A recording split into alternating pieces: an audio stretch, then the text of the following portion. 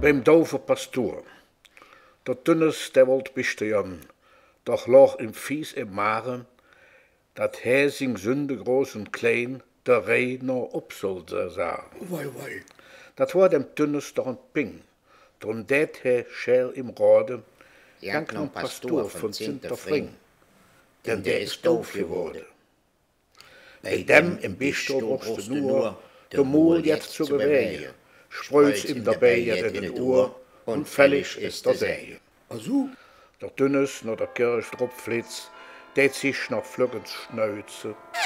Und als er dann im Bistum sitzt, fängt er altglich an zu sprützen. Der Herr doch, der im Bistum saß, der dat vor längst geheffen und meint, sagt Dünn, du bist vergeht, der doof, der sitzt hier neffe.